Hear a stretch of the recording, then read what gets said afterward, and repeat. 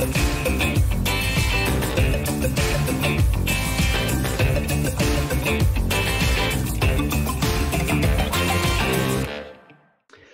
there, and welcome once more to the Open Door Show from Property CEO. Now, I'm here with the other half of Property CEO, Mr. Ian Child. Join us. Hello, Ian. Hello, good to have you with us. It's good to have Ian with us as well, isn't it? He's not on every show. I think he's always off fishing or something like that, but we're graced with his presence. So I wanted to introduce him first. But of course, my name is Richie Clapson from Property CEO as well. Now, it's great to have you with us. And over the next 30 minutes, as always, we're going to take a deep dive into the world of small-scale property development. Isn't that right, Ian? It certainly is, Richie. We're going to be taking a look at some of the what's happening in the world of property. We're going to be talking to some of the movers and shakers out there. And we're also going to be shining a light on any areas where we think there could be a good opportunity for new developers to take a look at. And there's lots of opportunities. The world is full of opportunities, but you've got to take them. You can't sit on that fence. I often talk about that when I'm doing presentations. You can't just pop your rear on the fence and sit there. You've got to get out and take those opportunities. Above all, the important thing is we're going to have a bit of fun on this webinar, okay? Now, you might be listening to it on YouTube. You might be listening to it on podcast. You might be listening to it in the day, in the evening. I don't know. You might be abroad. You might be on a plane, wherever, but please do enjoy it. The important thing is you can send in questions. Today's show is going to be a little bit different. So we've got a few sort of blockers that we're going to talk about. We're going to talk about mindset in just a moment. We'll introduce our guest. But ordinarily for future shows, if you are interested to put any questions in, pop onto our website or pop onto propertyceo.co.uk/open door questions, /open door questions. And you can put questions in for future guests. Ian, who's on today's show? Well, today we're going to be joined by leading life coach and leadership coach, Cara Moore. Now, Cara is one of the mindset coaches that work with Property CEO students as part of our 12-month mentorship program. And the reason that we have mindset coaches is because it's one thing knowing how to develop property. Quite often we find it's not a lack of knowledge that holds people back. Quite often it can be themselves, and they have all these kind of mindset blockers and they kind of get in their own way. So with the help of a leading life coach and leadership coach, we can unblock the blockers and get some success. So Cara is going to be joining us today to tell us all about the top blockers and how we can fix them. So Cara, welcome to the show. How are you? I'm very well. Thank you, Richie. Good stuff. Well, look, a leading coach. I mean, that's brilliant, isn't it? You're a leading coach. But leading coach, which is funny, actually, because what we do in coaching is not lead. Ah, there you go. See, Cara, it just proves what I always said. Ian doesn't know what he's talking about. So, Cara, I'm pleased our students have access to you, and I'm pleased you're on the show. I must ask you, before we do anything, lighthouse in the background. Any relevance to the lighthouse picture in the background? The lighthouse picture in the background is really, it's a double metaphor for coaching. So firstly, as a coach, you want to create a safe harbour where people can come with their troubles and challenges and solve them. But also, and this point might be really relevant to your students, is that I have to be a lighthouse myself in order to attract clients to come to me. I like it. I don't know if that was completely off the cuff, but I noticed the picture. I didn't know if it had any relevance at all, but that's brilliant. And Cara, we feel like we attract people through our lighthouse personalities as well, don't we, Ian? Yes, that's exactly what we were thinking. Cara, tell us a bit about, well, not tell us, we know, but tell people listening here on this Open Door Show a bit about your business. What do you do? So as a coach, I help people who want to make changes in their lives or be better at what they do, make those changes, or get better at what they do. And I do that really by helping them get out of their own way.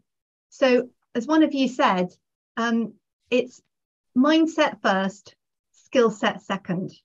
And what I help people do is really understand what is it that's blocking them? What is that limiting belief that's getting in their way and holding them back, and shifting their mindset so that they can actually get out of their comfort zones and do what they need to do to be that successful property CEO. Wow, Ian, I think we need a bit of assistance, don't we? I think we could do with quite a lot of help, to be honest.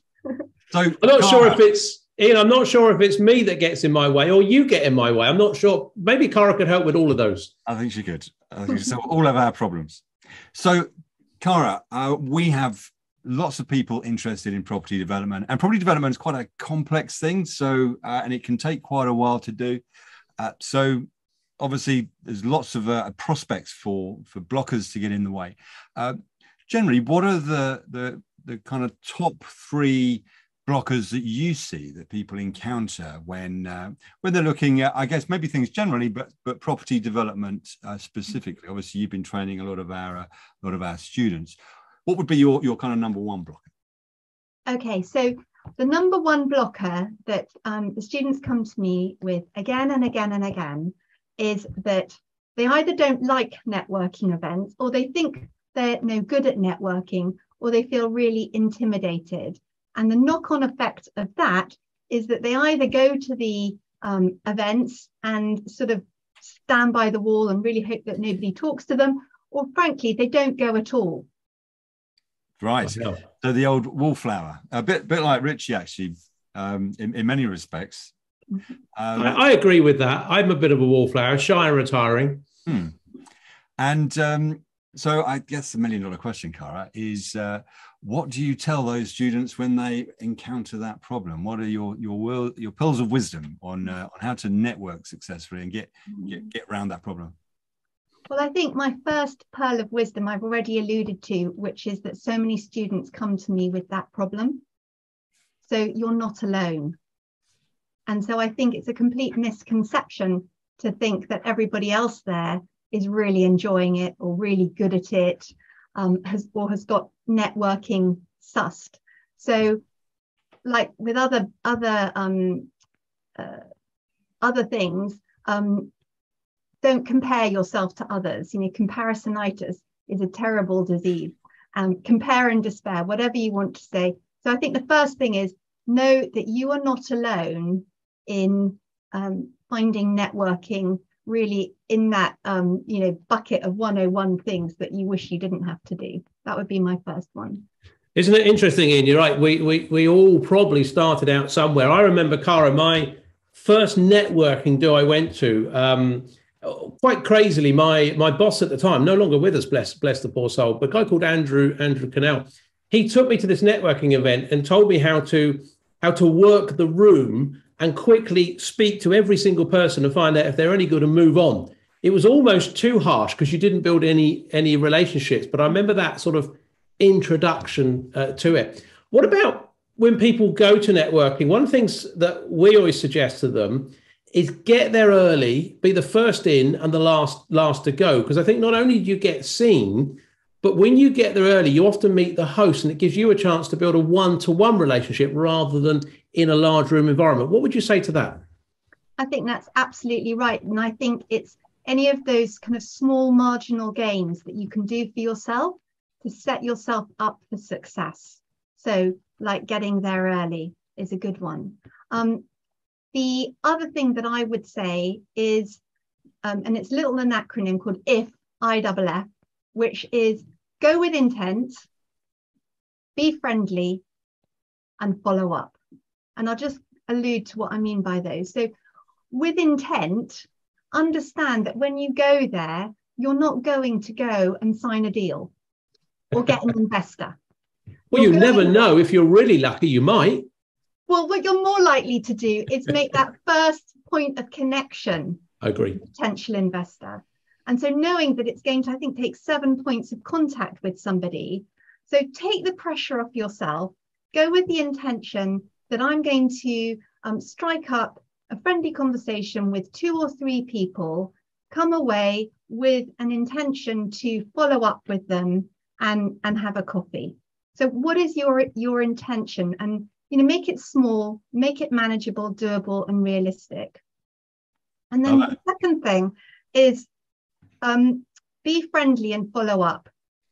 And I've heard this again and again and again. And I was recently listening to a podcast on charisma, and it talked about the 2 tenets of that being warmth, can I trust you, which is all about being friendly. And secondly, competence, which is the can I rely on you? Okay. Are you going to do what you say you do? And that comes into that follow up. So if you commit to doing something at the networking event, follow up, show that first point of reliability, and tell me your thoughts. I would like to say a bit more about how to be friendly. Ian, what do you think of that? I think that's great. I love the idea about being prepared. I think one of the things that we certainly advocate as well is having a game plan. So it's not just getting there early and leaving late. It's also, having some icebreaker questions lined up. Just have 3 questions that you know what they are. You could say them to anybody, and that just breaks the ice. Particularly, as you say, Cara, that the chances are we kind of go into those rooms thinking that we're the one that's the only one that's feeling a bit intimidated. The reality is that everybody is typically in the same boat. Mm. And if you go in there and start that first conversation, you tend to find that people then start trying to cling to you. But if you can just have maybe 3, 4, 5, maybe up to like half a dozen decent conversations that you've kind of got to the point where as Richie said, whether there's any sort of scope there perhaps for another follow-up conversation, then you've done a cracking job. But the wallflower problem is, everybody just stands around the room, and it's a bit like going down the gym and staying in the changing room. Frankly, you can say I've done that. You surprise me. But you say you've been networking, but if you just sat there on the sidelines or just spoken to one person all night, then you haven't really you haven't done it justice. So I think it's about getting out of that comfort zone, isn't it? Let's go back to the Cara said, you tell us how to be friendly. And a couple of things, Ian, on the gym one. I remember years ago when I first met our accountant. Okay, I won't mention his name, but those that know who he is. And he said, "Oh, I meet you in the gym." It's called the Hampshire Suite. And I thought, blimey, he's probably a fit character. No, he met me in the coffee shop in the gym because they'd done great cake. And he didn't look like he'd seen the inside of the weights room for some time. Bless him if he's listening to this. Going back to this friendly thing, Cara, you said you could tell us how to be friendly, because I remember years ago, and I'm a doer, and I just do things as opposed to think of the logic and the process behind it. So I'm not the clever one here. Obviously, you folks are much cleverer than me on this. But I remember years ago, one of my guys, there's a guy called Roger that worked for me. And he says, I struggle to network, he says, because what he said to me, Cara, he said, I go out and I go say, "Hey, how are you? Great. Good. You? Yeah, good. Fine. Yeah, good. Family okay? Yeah, good. Busy? Yeah, busy." And then nothing, and then it stops. He said, "What do I say next?" Is this point about how you can be friendly, Cara? Yeah, I guess so. And the thing about being friendly is know in your head that it's different from being you don't have to be friends with your professional contacts, but you need to be relatable. Okay, you need to make that point of personal connection with the other person. Okay, so people need to like you before they're going to do business with you. But when I say like you, don't think that you're trying to make kind of bosom friends with everybody there. But you need to get to know kind of what makes them tick. So you're trying to find that point of connection. So for me, you could start with an opening question about, where do you live? How was your journey today? Are you staying overnight? Something like that. You got to be careful with, are you staying overnight, if you're trying not to be too friendly, I guess. Okay, I guess. But what I would quickly like to get to is questions about,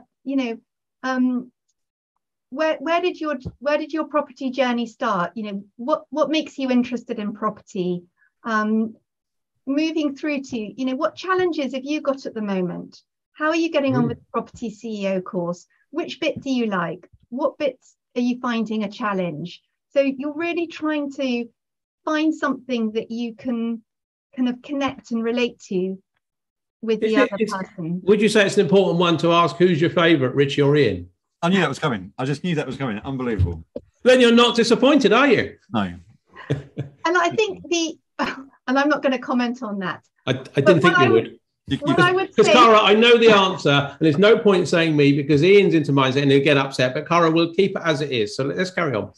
So what I want to say to anyone out there who's feeling shy and thinks, I'm an introvert, I can't do networking, is that actually people that are super confident and actually come across as a bit arrogant, in my opinion, are dislikable, and I'm suspicious of them.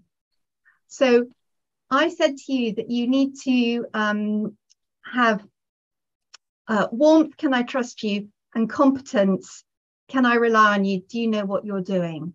But if you have just the competence bit without the warmth, people aren't going to do business with you.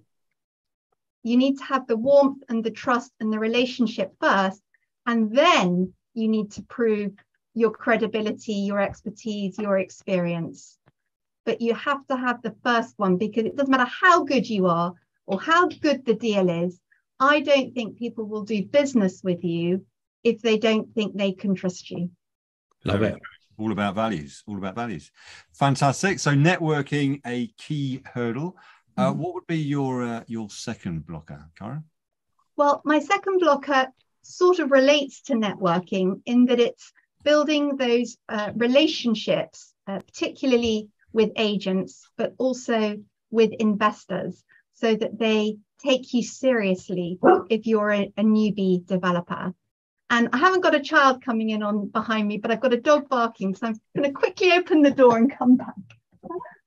A dog barking on a live recorded show is not a problem at all, Cara. It's absolutely fine. Okay. So yes, so my second blocker is thinking that when you're talking to agents, that you need to know what you're talking about. Otherwise, they're going to not take you seriously and not call you and not give you the time of day, frankly. Fantastic. What do you think, Ian? A very common problem. Yeah, well, I think it all goes back to that kind of imposter syndrome.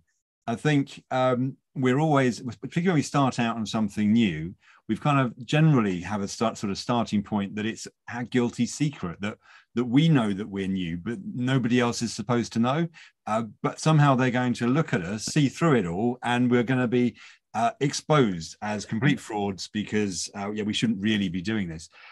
And nothing could be further from the truth. And again, just like we were talking about with networking, most people have a degree of imposter syndrome about them. It's kind of just goes with the territory. What sort of thing do you find that helps with dealing with that issue, Cara?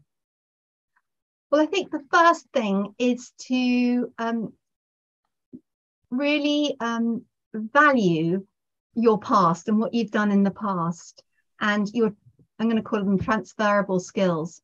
So look at what successes you've had in the past, look at the specific qualities that made you successful in the past, and they're probably the qualities that are going to make you a good team leader of your property team.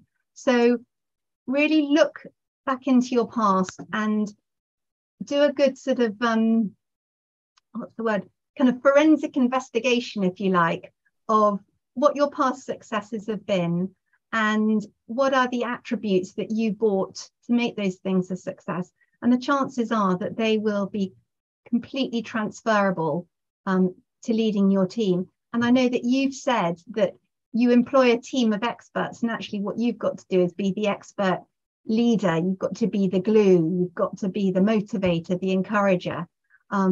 So actually being the property expert is not the thing that you need to be the expert at. I think that's great advice. I think it's one of the reasons that we're called Property CEO is because we want people to take that CEO role. We we know that nobody is going to be expecting you to, as a developer, to lay any bricks or design any houses or even choose the curtains if you don't want to. There's a team of people around you that will do that. And so, yeah, I think it's about viewing the world as an entrepreneur. So an entrepreneur is going into business, potentially a business that they've not necessarily done before, but they've seen an opportunity and then they're leveraging a team that has that expertise to kind of bring it all together. So nobody then looks at the entrepreneur and goes, well, hold on a sec, you haven't laid any bricks. They've got a whole team of people that can lay bricks and design houses and everything else around them. So it's kind of going in with that hat on, rather than that feeling that, yeah, that newbie kind of feeling. And you've got to give yourself a bit of confidence about going in, because without you doing that, then nobody gets paid, no houses get built. It's all, nothing moves forward at all. So as the entrepreneur, you have the most important role. I think to add to that as well, we often talk about, Cara, and I'm sure this would make sense to you. If Richard Branson wanted to become a property developer, no one would question him. They would say, you have those transferable skills, Mr. Branson. You're going to come in, you're going to be the CEO, you're going to head it up. So his credibility is almost instant, although he probably knows a lot less than any of our students on property development. Yet people would go, well, of course he's going to get taken seriously. It is just those transferable skills. And you've got to think, well, you can be the Richard Branson of your world. And in fact, you'll have enough knowledge to understand the questions, even if you can't give the detailed answers, because you understand how property development works. Mr. Branson would come into this, and is he a Sir Branson? Is he Sir? Is he a Sir Richard Branson? He is. Yeah, he is. So Sir Richard would come into this. Sorry, sir, didn't mean to get that wrong. Would come into this with no knowledge and completely outsource everything. So you've got a big advantage. Excellent. Should we look at the third blocker, Ian? Oh, let's. What's the third blocker, Cara? So the third blocker is really to do with your own time management. So either feeling overwhelmed with the amount that you have to do, so you procrastinate and you don't get on with anything. It might be that you have a belief that you need to do it all, or perhaps you want to save money by not outsourcing, but something holds you back from delegating and outsourcing. So it's really those sort of time management areas that is the third blocker that I want to talk about. Would it be useful for anyone, Ian, to read a book on time management? I think that would definitely be good to read a book about time management. Can you recommend a book, Ian? I wouldn't dream of recommending my own book, no. Cara, can you recommend a book on time management? I think I can actually. And actually, I'm going to be a teacher's pet, so I'm hoping that I can just turn my hand and put my hand on the book. And I know it right here. There it is. Wow. So those that's listening on the podcast, you can't see this, but Cara, what book are you holding up? I'm holding up a book called Your Own Personal Time Machine, Get Your Life Back by, guess who? Ian Child. Thank you. Fantastic recommendation. That is the best book plug I've ever had. Thank you. Ian, back to you. Yeah. So I think, procrastination, the thief of time, and it affects just about everybody, pretty much like imposter syndrome. Mm-hmm. So where do we start with that, Cara? What are the top ways of dealing with it? So I think there's a couple of things there. One is about creating lists. I think you're a great list maker, Ian. But I try not to think of them as to-do lists, but more like action lists. And so the night before, I will always know what my MIT is, which is the most important thing that I need to do tomorrow. And then I will also be clear on the other smaller things that I want to do, but I write them down as actions. So what is the very specific thing that I'm going to do? And if it's a big task, then I write down what is the thing that I'm going to do to get it going. You know, what is the email that I'm going to write? What is the piece of research that I'm going to write, that I'm going to do? So know what your most important task is for the day.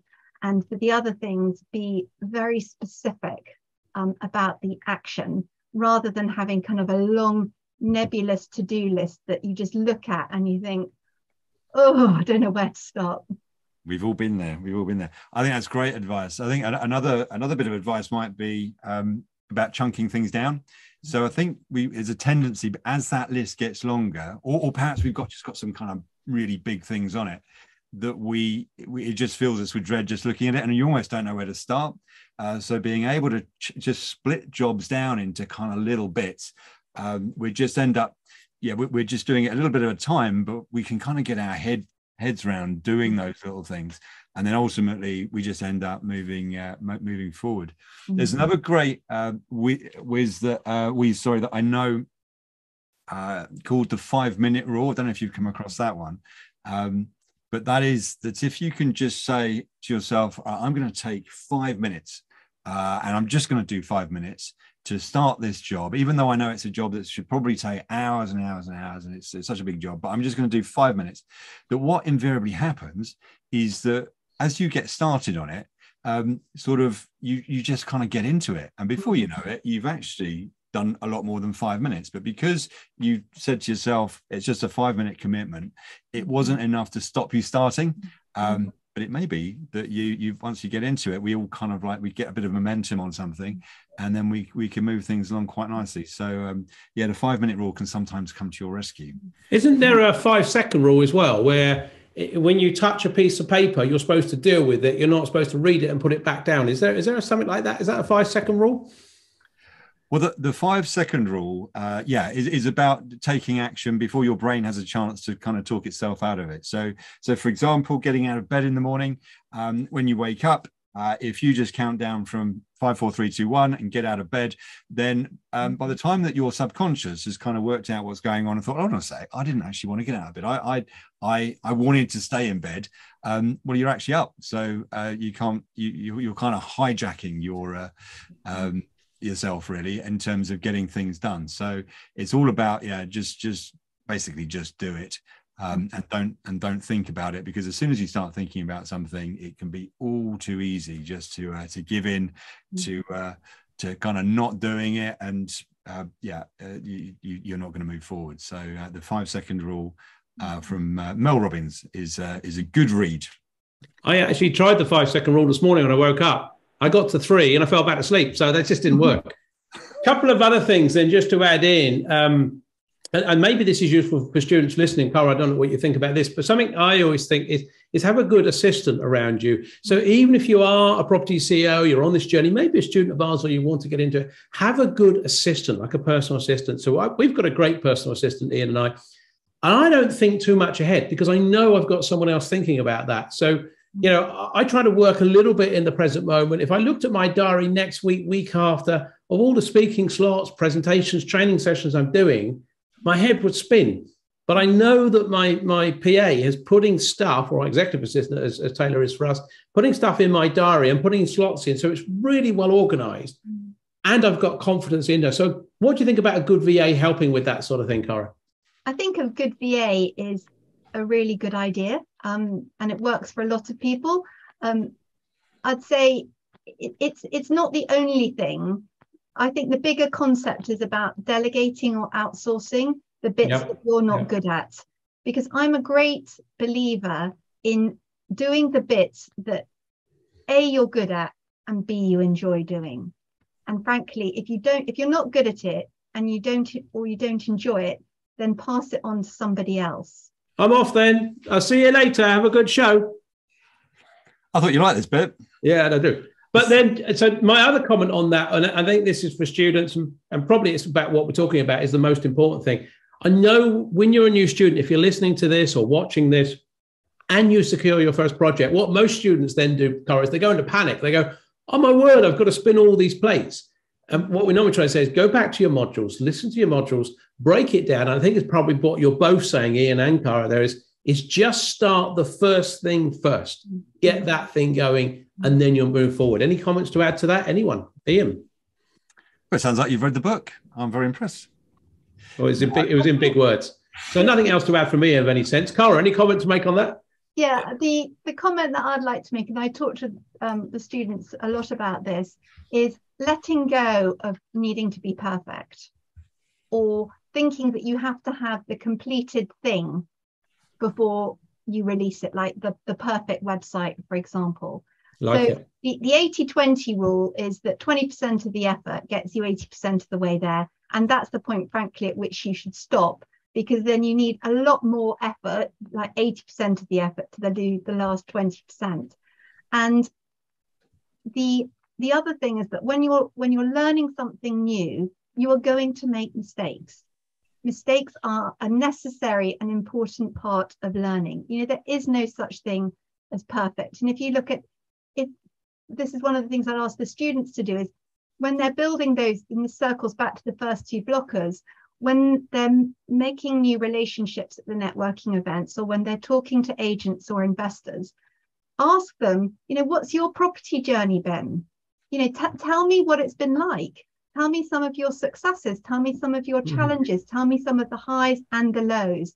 And then you'll realize that nobody has had a kind of like exponential upward trajectory in their life. And then the minute you realize that, and you realize you are going to make mistakes, not everything is going to go according to plan, that just takes the weight off your shoulders a bit and enables more of a mindset of, do you know, I've thought about this a bit, I've balanced up the risks, I'm just going to have a go and see what happens. Love it. Take that weight off your shoulders, as Cara said. Cara, I think we've pretty much run out of time. If people want to get in touch with you, what's your contact details? That was easy to say. Let me try that again. What are your contact details, Cara? Okay, so you can email me at caramore.co.uk. So that's CARA@CARAMOORE.co.uk. And here you are. I'm feeling a bit embarrassed because I probably should be giving you my property CEO email address, and it doesn't run off the tongue. I can't think what it is. So I'm giving you my coaching email address. That's perfect, because there'll be lots of people that won't be our students on here. So use that Cara Moore coaching email address. We'll put it up on the screen if you haven't got it down. If you are on podcast, then you'll have that in the show notes, or pop onto YouTube and you'll better see it there. Cara, fantastic. Thank you for coming on the show. I think we've enjoyed that. Have you enjoyed yourself, Cara? Very much indeed. Thanks. Thank you for the time. Ian, has that been good? That's been exceedingly helpful. No, thank you, Cara. I think a lot of it, it's about comfort zones, isn't it? A lot of those things. It's about pushing yourself outside your comfort zone and kind of seeing what's on the other side. And your comfort zone expands as you do. Great stuff. Thank you for watching or listening, whether it's on YouTube or on podcast. If you are interested to come and join us here at propertyCEO on a free half-day training called the Six-Figure Roadmap, if you're interested in that bit of free training, what's not to like, then just jot this down, propertyceo.co.uk/SFR. That'll take you through, and you can come on a free half-day training session and dip your toe into the world of property. Hopefully you've enjoyed today's Open Door show. As I say, whether you're listening in the evening, the weekends, in the car, on the plane, on the train, even on a boat, we don't mind. And we'll see you on the next show. Thanks very much. Bye for now. Bye now.